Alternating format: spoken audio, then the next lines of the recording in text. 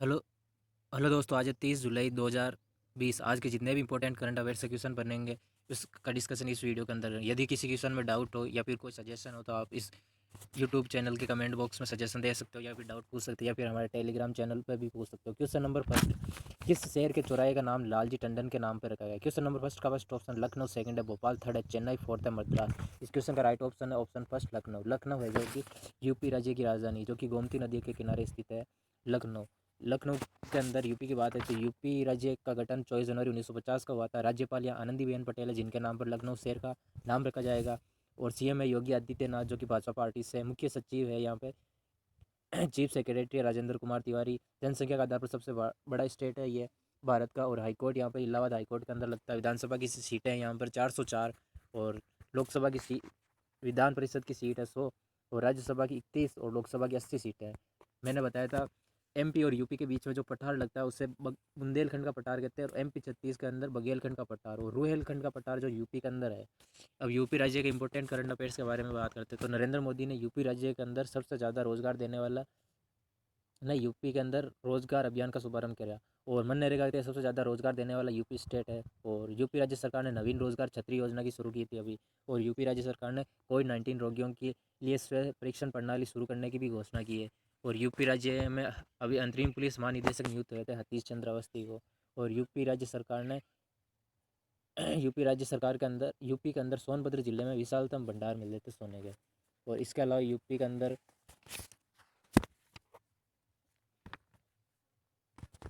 Modi kitchen की भी शुरुआत हुई थी। स्पेशल खादी के मास्क बनाने की भी घोषणा करी थी यूपी सरकार ने। और 65 वर्ष पुराने गोहत्या पुराने पर संशोधन करा था। और वर्चुअल अदालतों के तहत सुनवाई करने वाला फर्स्ट स्टेट है जो अपना यूपी है। अब क्वेश्चन नंबर सेकंड की बात आती है। हाल ही में रूस द्वारा भेजे गए भारत 5 राफेल जेट विमान का पहला बैच किस वायुसेना स्टेशन पर तैनात किया गया? क्वेश्चन नंबर सेकंड का फर्स्ट ऑप्शन जोधपुर, सेकंड है अम्बाला, थर्ड है पठानकोट और फोर्थ है लेह। इस क्वेश्चन का राइट ऑप्शन है ऑप्शन सेकंड अम्बाला। अम्बाला की बात आई तो अम्बाला ये एयरपोर्ट कहाँ पे पड़ता है? अम्बाला एयरपोर्ट है जो कि पंजाब के अंदर पड़ता है। अब ये कुशीनगर एयरपोर्ट जो कि यूपी के अंदर पड़ता है उससे इंटरनेशनल एयरपोर्ट की संख्या दी गई थी। कुशीनगर एयरपोर्ट ये इंपॉर्टेंट करंट अफेयर्स है जो एग्जाम में पूछने के बहुत चांस है। अब अम्बाला की बात है ये पंजाब स्टेट के अंदर पड़ता है। तो पंजाब राज्य की बात है तो पंजाब राज्य की राजधानी चंडीगढ़ ये है। पंजाब राज्य जो उत्तर पश्चिमी भारत का एक राज्य है। उत्तर और पश्चिमी पंजाब स्टेट, ये रहा आपका पंजाब स्टेट उत्तर और पश्चिमी साइड में, जिसकी अंतर्राष्ट्रीय सीमा है जो कि पाकिस्तान से लगती है पंजाब राज्य की। यहाँ के राज्यपाल है विजेंद्र पाल सिंह बदनौर। सीएम है अमरिंदर सिंह जो कि एक सी के हाईकोर्ट इसका लगता है पंजाब हरियाणा हाईकोर्ट के अंदर। विधानसभा की सीटें यहाँ 117 है, राज्यसभा की 7, लोकसभा की 13। पंजाब सभ्यता के बारे में मैंने पहले बताया। तो पंजाब सभ्यता के अंदर कौन कौन सी सभ्यताएं पाई जाती? तो पंजाब के अंदर जो सभ्यताएं पाई जाती है उसमें अंदर सबसे पहले है रोपड़, उसके बाद में है संगोल, उसके बाद में चक 86 और एक बाड़ा नाम की सभ्यता। ये 4 प्रमुख सभ्यताएं पाई जाती है पंजाब के अंदर जिसमें सबसे इंपॉर्टेंट है रोपड़। अब रोपड़ के बारे में बात आती है तो रोपड़ है रोपड़ ये किस नदी के किनारे? ये सतलज नदी के किनारे स्थित है रोपड़। ये पंजाब स्टेट में है जिसकी खोज 1950 में बीबी लाल के द्वारा की थी। बीबी लाल के द्वारा 1950 में की गई थी, जबकि इसका व्यापक रूप से उत्खनन 1955 या 56 में यज्ञदत्त शर्मा ने करा था। और रोपड़ से है जो कि कौन से साक्ष्य मिलते हैं यहाँ पर, किस काल की है इसके बारे में पूछते हैं तो रोपड़ के अंदर मानव के साथ कुत्ते के संवादान के साक्ष्य मिलते हैं। इस प्रकार प्राचीनतम साक्ष्य नवपाषाणिक स्थल ब्रुज होम से मिलते हैं, जबकि मानव के कुत्ते के साथ संवादान है जो कि पंजाब की रोपड़ के अंदर मिलते हैं। इस प्रकार रोपड़ के बारे में 2-3 फैक्ट पूछते हैं। अब पंजाब की बात है तो पंजाब के अंदर एक मैदानी बाग भी पाया जाता है जो मैंने पहले भी बताया है, जो कि उत्तर के मैदानी पार्ट का एक पार्ट है। पंजाब का मैदानी बाग, पंजाब का मैदानी बाग है जो सिंधु और उसकी 5 सहायक नदियों से बना है। ये सिंधु और 5 सहायक नदी कौन सी है? सबसे पहले सिंधु, झेलम, चेनाब, रावी, व्यास और सतलज। ये 5 नदियां हैं जो कि एक पैलेस पे जाके मिलती है। उस पैलेस का नाम बनता है, 5 नदियां मिलकर बनाती है उस जिसे पंजाब कहते हैं। एक ही स्थान पर मिलती हैं। ये सिंधु नदी के साथ में ये 5 नदियां मिलती है उस स्थान को पंजाब कहते हैं। अब ये दोआब क्षेत्र बनाती है, दो दो नदियाँ। तो दोआब क्षेत्र में कौन कौन से है? सिंधु और झेलम के जो बीच में दोआब बनता है उसे सिंध सागर दोआब कहते हैं। और झेलम और चिनाब के बीच में बनता है उसे चास दोआब कहते हैं। और रावी और चिनाब के बीच में बनता है उसे रचना दोआब कहते हैं। और व्यास और रावी के बीच में बनता है उसे बारी दोआब कहते हैं। और व्यास और सतलज के बीच में बनता है उसे बिस्त दोआब कहते हैं। अब पंजाब की बात है तो पंजाब के अंदर इंपॉर्टेंट करंट अफेयर्स के क्वेश्चन क्या बनते हैं? अभी पंजाब राज्य सरकार ने नहर आधारित जल परियोजना शुरू की थी और पंजाब राज्य सरकार ने कौशल विकास के लिए आईआईटी रोपड़ के साथ समझौता किया था। और एशिया के पहले कंटिन्यूस गैल्वेनाइज्ड रबड़ का उत्पादन पंजाब के अंदर किया गया था। पंजाब पंजाब और हरियाणा दोनों की राजधानी है जो कि चंडीगढ़ है। और पंजाब और हरियाणा का हाईकोर्ट है जो पंजाब हरियाणा हाईकोर्ट के अंदर लगता है। ये दोनों एक जगह लगते हैं इसलिए मैंने बताया। Question number third, question number अब सेकंड का, ये 5 राफेल जेट के बारे में बताते हैं। तो 5 राफेल जेट है जो कि रूस द्वारा भारत में भेजे गए थे। इसके अंदर जो मिसाइल है और रडार सिस्टम है जो इसको मजबूत बनाता है। इसके अंदर एक रडार सिस्टम है जो कि पानी के भी अंदर ये 100 किलोमीटर रेंज में टारगेट को डिटेक्ट कर सकती है या फिर हिट कर सकता है। इसके अंदर मिक्का मिसाइल है जो कि 25 किलोमीटर की रेंज में करता है। रडार है जो कि पानी के अंदर वाद्य जो कि है पानी के अंदर होता है, उसके अंदर ये पानी से के अंदर भी ये 100 किलोमीटर चलता है। और इसके अलावा इसके अंदर 2 और मिसाइल हैं जो पीछे की साइड से निकलती है। एक मीटर मिसाइल 150 किलोमीटर की रेंज तक जाती है और एक है स्काल्प मिसाइल जो कि 300 किलोमीटर रेंज की तरफ जाती है। जबकि ये राडार, ये मिक्का इस्माइल है जो आगे की तरफ से 50 किलोमीटर रेंज की तरफ जाती है। इसकी कुल मिला के ये 3700 किलोमीटर रेंज कवर करती है ये राडार मिसाइल है। इस राडार मिसाइल की लेंथ है, ये हाइट है 5.3 किलोमीटर और इसकी लंबाई है जो 10.3 किलोमीटर है। और इसकी मैक्सिमम स्पीड है 1390 पर हावर, किलोमीटर प्रति हावर। और मैक्सिमम इसका वेट है 24,500 किलो है। और राफेल है जो आपको ये दिखाई गई है। राफेल एक डेसोल्ट राफेली भी फ्रांसीसी वायुसेना में 2009 में से शामिल हुआ था। ये इसे मल्टी रोलू लड़ाकू था ये, और इसका उत्पन्न हुआ, ये इसकी उत्पत्ति का देश है जो फ्रांस है। और इसका उत्पादन कौन सी कंपनी करती है उसका नाम है डेसोल्ट विमानन। प्रथम उड़ान भरी थी 4 जुलाई 1986 को राफेल ए डेमो। और आरंभ 18 मई 2001 को वर्तमान में 1986 में निर्मित की गई थी। अब इस राफेल के बारे में बात आती है तो इस राफेल के अंदर ऐसी क्या बात है, ये राफेल 1 मिनट में 60,000 फुट की ऊंचाई तक जा सकती है और इसकी ईंधन क्षमता जो 17,000 किलोमीटर है। राफेल एक मल्टी रोल फाइटर एयरक्राफ्ट है जिसके अंदर मैंने 3 मिसाइलें बती थी और आकार में सुकई से छोटा होने के कारण इसे इस्तेमाल करना आसान है। और स्काल्प मिसाइल है, ये मिसाइल हवा से ज़मीन पर 600 किलोमीटर निशाना साध सकती है। और राफेल की मारक क्षमता है जो कि 37 किलोमीटर तक है, जबकि स्कॉल्प की इसकी रेंज है 300 किलोमीटर। ये लड़ाकू विमान 24,500 किलो तक है, ये मैंने बता दिया। और 60 घंटे की अतिरिक्त उड़ान भर सकता है ये 2,223 किलोमीटर प्रति घंटा की रफ्तार से उड़ान कर सकता है।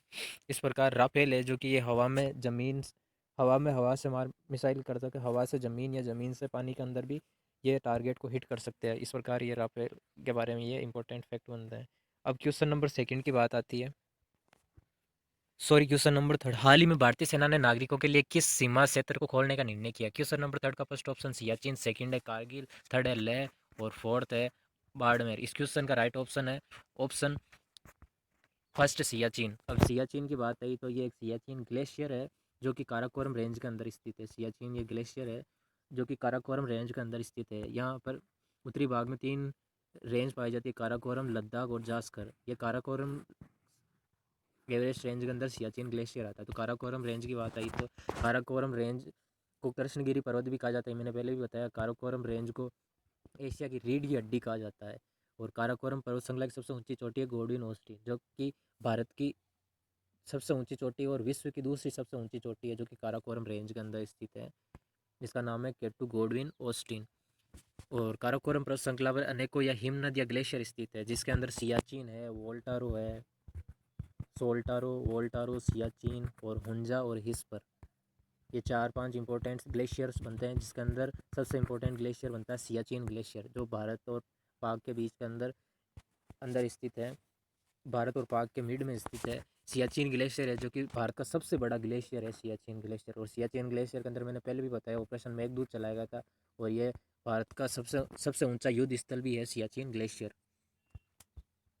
ये सियाचिन ग्लेशियर है जो कि काराकोरम रेंज के पूर्वी साइड में स्थित है। इस प्रकार पूरी काराकोरम के साइड में ये सियाचिन ग्लेशियर स्थित है जो मैंने बता दिया काराकोरम रेंज के भी बारे में और सियाचिन ग्लेशियर के बारे में। क्वेश्चन नंबर है फोर्थ। क्वेश्चन नंबर फोर्थ की बारी आती है तो हाल ही में अंतर्राष्ट्रीय बाघ दिवस कब मनाया गया? क्वेश्चन नंबर फोर्थ का फर्स्ट ऑप्शन है 27 जुलाई, सेकंड 28 जुलाई, थर्ड है 29 जुलाई और फोर्थ है 26 जुलाई। इस क्वेश्चन का राइट ऑप्शन है ऑप्शन थर्ड 29 जुलाई। 29 जुलाई को इंटरनेशनल ग्लोबल टाइगर डे मनाया गया था या फिर इंटरनेशनल टाइगर डे मनाया गया था 29 जुलाई को। ये 29 जुलाई को क्यों मनाते हैं तो बाघों के संरक्षण के लिए 29 जुलाई को अंतर्राष्ट्रीय बाघ दिवस मनाया जाता है। दुनिया के जो 70% बाघ है जो कि इंडिया के अंदर पाए जाते हैं, जो इंडिया के अंदर पाए जाते हैं बेसिकली इस कारण उनके बाघों के संरक्षण और हितों के उनके बचाव के लिए जो टाइगर रिजर्व घोषित किए गए हैं उनके लिए अंतर्राष्ट्रीय बाघ दिवस मनाया जाता है 28 जुलाई को। अब जुलाई के इंपॉर्टेंट डेज के बारे में डिस्कस करते हैं। तो 1 जुलाई को मैंने कल बताया था, डिस्कस करा था। 1 जुलाई को राष्ट्रीय डाक कर्मचारी दिवस मनाया जाता है। 2 जुलाई को विश्व खेल पत्रकार दिवस। 4 जुलाई को धर्म चक्र दिवस या विश्व एलर्जी सप्ताह मनाया गया था 2019 के अंदर। और 4 जुलाई को अंतर्राष्ट्रीय सहकारिता दिवस मनाया गया था। 11 जुलाई को विश्व जनसंख्या दिवस मनाया गया था। 12 जुलाई को विश्व मलाला दिवस मनाया था। कल मैंने 12 जुलाई को ये मलाला दिवस क्यों मनाया था। मलाला एक पाकिस्तान की रहने वाली पाकिस्तानी लड़की है जिन्होंने लड़कियों और बच्चों की शिक्षा और उनके अधिकारों की रक्षा करने के लिए वहाँ खूब प्रयत्न किया था। एक बार उनके ऊपर टेररिज्म अटैक भी हुआ था, उसके बावजूद भी उन्होंने वहाँ पर बच्चों और या फिर छोटे बच्चों या महिलाओं की शिक्षा या उनके अधिकारों की रक्षा उनके बावजूद भी की। और उनकी याद में ये 12 जुलाई को विश्व मलाला दिवस मनाया गया था। और 15 जुलाई को विश्व युवा कौशल दिवस मनाया गया था। और 18 जुलाई को नेल्सन मंडेला दिवस। और 23 जुलाई को नेशनल ब्रॉडकास्टिंग डे। 22 जुलाई को भारत में राष्ट्रीय आय दिवस मनाया गया था 2020 का। और 26 जुलाई को करगिल विजय दिवस या फिर परसों मैंने बताया था 55वां स्वतंत्रता दिवस मालदीव का मनाया गया था। और 27 जुलाई को केंद्रीय रिजर्व पुलिस ने अपना 82वां स्थापना दिवस मनाया गया था 27 जुलाई। और 28 जुलाई को विश्व प्राकृतिक संसाधन दिवस मनाया गया था।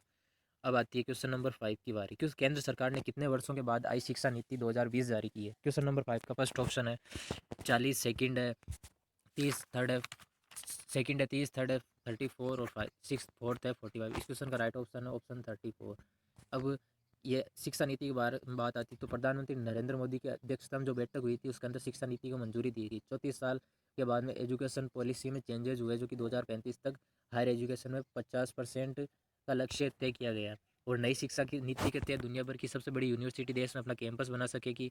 और HRD human resource and development ministry का नाम बदलकर मिनिस्ट्री ऑफ एजुकेशन करने की मंजूरी दी है। ये फैसला नई शिक्षा नीति के ड्राफ्टों के तहत दिया गया। और राष्ट्रीय शिक्षा नीति जो कि 1986 में बनी थी, तो 34 साल पहले बनी थी, जो करीब 3 दशक से इसमें कोई बदलाव नहीं हुआ था। इसकी समीक्षा के लिए 1990-93 में कमेटियाँ भी बनाई गई लेकिन उसमें कोई चेंजेस नहीं हुआ। लेकिन इस बार जो चेंजेस हुआ नरेंद्र मोदी की अध्यक्षता में हुआ। और जो सही तो जो चेंजेस हुए हैं वो 34 वर्षों के बाद में हुए हैं 2020 के अंदर। अब क्वेश्चन नंबर 6 की बात है। किस देश ने टिकटॉक, ये यहाँ पर टिकटॉक आएगा, के स्थान पर के के मामले में यहाँ पे 5 महिलाओं को 2 साल की सज़ा सुनाई। क्वेश्चन नंबर 6 का फर्स्ट ऑप्शन मिस्र, सेकंड है भूटान, थर्ड है पाकिस्तान और फोर्थ है अमेरिका। इस क्वेश्चन का राइट ऑप्शन है ऑप्शन फर्स्ट मिस्र। मिस्र ने जो कि 5 महिलाओं को 2 साल की टिकटॉक इस्तेमाल करने पर सज़ा सुनाई है। तो मिस्र के बारे में डिस्कस करते हैं। तो मिस्र को इंग्लिश में इजिप्ट कहते हैं। ये मिस्र है जिसकी राजधानी क्या है। मिस्र की राजधानी है कायरा। यहाँ के राष्ट्रपति है मोहम्मद हसानी तंतावी है। और PM है कमाल गजनजोटी गजन गंजोटी। यहाँ के राष्ट्रपति है कमाल गंजोटी। इस प्रकार मिस्र है जिसके पूर्व में तो है रेड सी है और जबकि इसके उत्तर की साइड में मेडिटेरियन सी मतलब भूमध्य क्षेत्र स्थित है। यह अंतर्देशीय अंतर्महाद्वीपीय देश है जिसके साइड के अफ्रीका, भूमध्य क्षेत्र और मध्य पूर्व और इस्लाम इजराइल दुनिया की जैसे देश भी स्थित है। पूर्व उत्तर में इसके रेड सी है, उत्तर में इसके मेडिटेरियन सी मतलब भूमध्य सागर है। और पूर्व उत्तर में इसके गाजा पट्टी भी है। यहाँ पे एक इसराइल के इस साइड में यहाँ पे इसराइल इसराइल की साइड में ये गाजा पट्टी पड़ती है जो कि इसराइल के अंदर है बेसिकली तीनों और साइड से। तो इसराइल की साइड में जो नीचे बताऊंगा और इस फिलिस्तीन क्षेत्र और पश्चिम में इसके लीबिया और फिलिस्तीन क्षेत्र पड़ते हैं पश्चिमी साइड में इसके। इस प्रकार 1947 के बाद जब UN ने फिलिस्तीन में यहूदी और अरब राज्य में जब बंटवारा किया था तब फिलिस्तीन और इसराइल के बीच संघर्ष जारी हुआ था इस गज्जा पट्टी को लेकर, गज्जा स्ट्रीप को लेकर। तो इसराइल के दक्षिणी पश्चिम में स्थित है। इसराइल है जो कि दक्षिणी पश्चिम में इसके ये गाजा पट्टी स्थित है। इसराइल के दक्षिणी और पश्चिमी साइड में ये गाजा पट्टी स्थित है जो आपको देख रही है। इस इजिप्ट की साइड में तो ये एक साइड में चुती है जबकि इसराइल के तीनों साइडों में चुती है। बेसिकली इसराइल के भी ये 2 साइडों में दक्षिण और पश्चिमी साइड में चुती है लेकिन भूमध्य सागर आने की वजह से ये इसराइल इसको अपनी तरफ मानने की सोच रहा है। लेकिन इन दोनों के देशों मिस्र और इसराइल के बीच में यह विवाद चल रहा है जो कि अभी भी अनियंत्रित है। अब क्वेश्चन नंबर 7 की बात आती है। तो क्वेश्चन नंबर 7 किस देश की स्टॉक्स कंपनी TSMC में 2 दिन में रिकॉर्ड $72 मिलियन की वृद्धि दर्ज की है। क्वेश्चन नंबर 7 का फर्स्ट ऑप्शन ताइवान, सेकंड है मलेशिया, थर्ड है सिंगापुर, फोर्थ है इनमें से कोई नहीं। क्वेश्चन नंबर 7 का राइट ऑप्शन है ऑप्शन फर्स्ट ताइवान। ताइवान की बात आई तो ये एक चीन के के अंदर स्थित शहर है जिसकी राजधानी है ताइपी। आधिकारिक तौर पर यह चीनी गणराज्य है जो कि पूर्वी एशिया में सबसे ब्यूटीफुल शहर भी माना जाता है ताइवान। ताइवान कंपनी ने जो TSMC में 2 दिन में रिकॉर्ड $72 मिलियन की दर्ज की थी। 8 नंबर क्वेश्चन, किस राज्य ने नहर आधारित जल परियोजना को मंजूरी दी? क्वेश्चन नंबर 8 का फर्स्ट ऑप्शन असम, सेकंड है पंजाब, थर्ड है हरियाणा, फोर्थ है जम्मू कश्मीर। क्वेश्चन नंबर 8 का राइट ऑप्शन है ऑप्शन फर्स्ट पंजाब। पंजाब के बारे में मैंने पीछे डिस्कस कर लिया है। तो पंजाब के मंत्रिमंडल ने वर्ल्ड बैंक के वित्त पोषण के तहत अमृतसर और लुधियाना शहरों में है जो कि नहर आधारित जल परियोजना को मंजूरी दी है, जिसका लागत है $285.71 है। इसकी लागत है जो कि पंजाब के अंदर लुधियाना और अमृतसर के अंदर ये नहर जल परियोजना बनाई जाएगी। Question number 9। अब वर्ल्ड बैंक की भी बात कर लें तो ये वर्ल्ड बैंक की बात है तो इसका हेडक्वार्टर वाशिंगटन DC, इसका गठन हुआ था 1945 और इसके MD या CEO है जो कि अंशुला कांत है, यहाँ की चेयरमैन है जो कि। अब क्वेश्चन नंबर 9, हाल ही में टाइगर सेंसस रिपोर्ट किसने जारी की? क्वेश्चन नंबर 9 का फर्स्ट ऑप्शन है रामनाथ कोविंद, सेकंड है नरेंद्र मोदी, थर्ड है अमित शाह और फोर्थ है प्रकाश जावड़ेकर। इस क्वेश्चन का राइट ऑप्शन है ऑप्शन फोर्थ प्रकाश जावड़ेकर। प्रकाश जावड़ेकर ने जो कि टाइगर सेंसस रिपोर्ट जारी की थी। इन्होंने टाइगर ये MHRD मंत्रालय के मंत्री है जिन्होंने बताया कि 1973 में सिर्फ है जो कि 921 टाइगर थे, मतलब 9 टाइगर रिजर्व थे, लेकिन अब है उनका बढ़ाकर 50 टाइगर रिजर्व कर दिए हैं।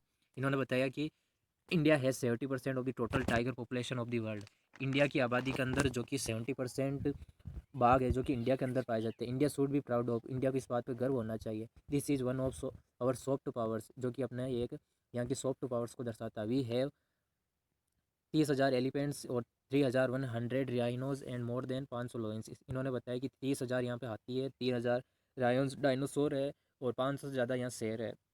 जो कि प्रकाश जावड़ेकर जो कि ministry of environment, forest and climate change के मंत्री है, इन्होंने बताया दुनिया की 70% आबादी में सबसे ज़्यादा जो बाघ है वो है जिम कार्बेट, जो कि उत्तराखंड के अंदर है, टाइगर रिजर्व उसके अंदर स्थित है। और दुनिया के क्षेत्र को छोड़कर ये पूरे इंडिया में है जो कि 70% बाघ, ये अपने को गर्व करने की बात है। यही बात इन्होंने यहाँ पे कही थी। और भारत में 1973 में टाइगर रिजर्व की शुरुआत हुई थी, 1973 के अंदर। अब टाइगर रिजर्व में सबसे फर्स्ट नंबर पे आता है कर्नाटक और उसके बाद में आता है MP स्टेट। अब क्वेश्चन नंबर 10 की बात करते हैं। प्रीमियर